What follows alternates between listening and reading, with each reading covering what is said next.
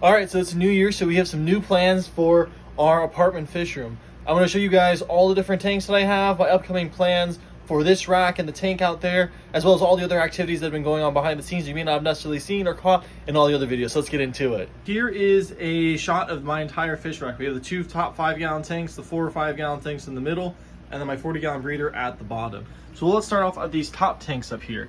In this top tank, we have my cultures of scuds, which is not doing very well, and I see a couple of scuds in here sometimes, but it hasn't done nearly as well as I would have hoped it to have done.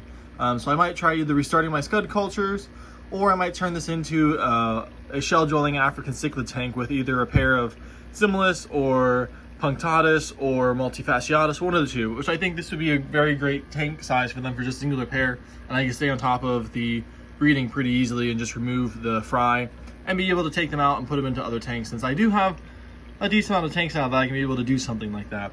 And the next tank here, we have my grow outs of my Ellisoma gerberti. You can see one here in the center of the frame. These are all the small ones. When I went and sexed out and sorted out all of my larger ones, I put all the smaller ones up here because I was noticing that they're getting bullied and picked on.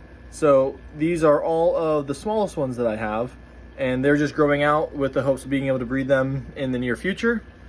Here is all of my assorted collection of food and whatnot. I'm going to be building something in this general area for my next attempt at spawning Gilberti, and hopefully it'll be more successful in pairing off males and females and not having them all be in colonies, which is what it is like down here. So we'll get down to the second row here, and we have my Celestia Prodanio breeding tank, which has roughly 5 females and 3 males in there currently right now, with my automatic egg harvester in here. I think I might have 1 egg in here for be able to show you guys. You can see right there in the center of the frame. But I haven't been feeding them too heavily, nor have I really wanted to spend much time on them, because I'm more interested in the Ellisoma gerberti. And you can see one of the males in this spawning tank here, if my light will cooperate. You can just barely see him in the center of the frame up top. And so he is one of the more dominant males in the tank. He's obviously going to not like the light and go back into the tank. But this is the planet tank that I have here, and the artificial spawning mop tank here with the other group of adult Ellisoma gerberti that I have. And you see a couple of the females out and about in the very front of the tank. And I added in this algae in hopes that I might be able to entice them to be able to spawn in here, but that has not worked out very well. So you can see the 3 females up here, and there's another one up top. So these guys are going to be my primary focus for this year, as well as the fish that are in my 40-gallon breeder below. So I really want to focus on being able to breed these and start getting some larger numbers of them out, and may actually have a proof of concept that I can actually breed them and be able to get them out to you guys, because these are beautiful fish that are great in nano tanks, and there are not very many of them out there. And I think that if I can get them out there, people will really enjoy them and really fall in love with them, because they're just absolutely beautiful. And we'll get a really quick close-up of this male up here, since he decided to come back for a little bit more pain of the light. But there he is right there. Sorry for the dirty glass, but he's just absolutely beautiful and is just a showstopper in any type of planet tank, or even just in any tank in general. So those are these 2 center tanks here devoted to the Ellisoma gerberti.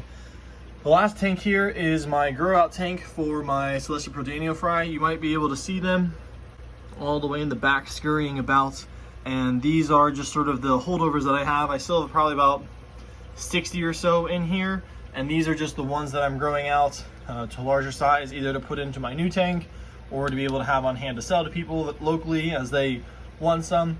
But again, not really doing too much with the Ellisoma gerberti. With the automatic egg harvester, I can sort of turn it on and off the amount of eggs that I want out of the tank. I just take out the spawning moss right here, and spawning stops, and if I want to start spawning again, I put it back in and I get more eggs. So these guys will still be in their own tank, their own system, everything like that, but I don't think I'll be spawning them as much as I have been the last 2 years. And finally down here we have my 40-gallon breeder, which hasn't really changed too much. A lot of things have grown in the last year or so, and the rainbow shiners are definitely looking a whole heck of a lot better since when they first came in. And these would be the other guys that I want to focus on this coming year. So 2 natives and 1 pleco species, which is also in this tank that I want to start trying to spawn. So I'm actually going to be using that automatic egg harvester with these, and instead of putting a spawning moss, I'm going to put rocks in there because that is what they prefer to spawn in. And in the same concept, they are non-adhesive eggs. They fall down to the bottom through the cracks, and they get pulled up into the egg collection area, and I can then be able to collect them very easily and be able to start spawning these guys as well, because I think that between these two, the Elosoma gerberti, the rainbow shiners, which is Natropus chromos, something like that, and then there's another one, the Tennessee shiner, and a couple other darters that are my favorite native fish, and I'd love to start being able to keep some more of these and be able to spawn more of these and be able to have just more of them for myself. Very similar to my idea about my Celestial Protenios, is I didn't want to pay, you know, 2 arms and 2 legs for 20 of these guys, but if I can get 1 male, 1 female to spawn, I can have 100 babies, no problem whatsoever. And I don't know if the other fish in here are going to be as cooperative. So I have some white cloud minnows in here that you can see in the center of the frame. She's a very fat, plump female, but I am not seeing at the current time the other fish that I am looking at. Oh, he's actually right underneath the piece of wood behind that. So I don't know if you can make him out back there underneath that rock, or underneath that wood rather, but that is a blue flash pleco ancestris. So those are actually the other final one that I really want to try to spawn. They're absolutely beautiful fish. There are not many people spawning them or keeping them or anything of that nature. And they get a jet black with blue anal and dorsal fins, which is absolutely just beautiful when they're in spawning colors. But again, not too many people have them, and I think that they are a very beautiful fish that is the same size as your standard bristlenose pleco, but a very different type, basically, that is different than the albinos or calicos or super reds that we are all used to and have, or lemon-eyed. And I don't think we'll be able to see any in there. If I find one or find some out here in the open when I start feeding them, I'll make sure to put some videos over top of this so you guys can be able to see them. But they are my other species of fish that I'm going to be trying to breed. So the blue flash plecos, the rainbow shiners, and the Elosoma gerberti are going to be my focus this year for spawning and breeding those guys and starting to get some numbers up both for my enjoyment and for other people's enjoyment. And finally, up top, we have my Zis breeder box here with my backup group of Celestial Protenios for breeders, 2 males and 4 females. It's always safe to have another backup in a different system. So in case something happens in that other breeding group, I have an easy colony here to be able to pull from, as well as an easy colony from my show tank that I can be able to go in and pull some out. These are just easier to access and be able to move around than going into the actual show tank and be able to get them out. And then obviously I still have my other containers for my Celestial Protenios at this time, which will get converted over to Elosoma gerberti when I start spawning them. But these are just the grow out ones. These are the older guys, and these are the younger guys just getting fed the normal, the Ceramicron into here with some Walter worms, vinegar eels, and micro worms, and then baby brine shrimp as they start getting larger. So that's just this entire racking system here. So you can just sort of get an idea of all that is going on. I don't mind the floor. It's a nice perspective to have to look at. And plus, with our son here now, it's a more accessible tank for him to be able to see and enjoy in comparison to the tanks that are up here or up there.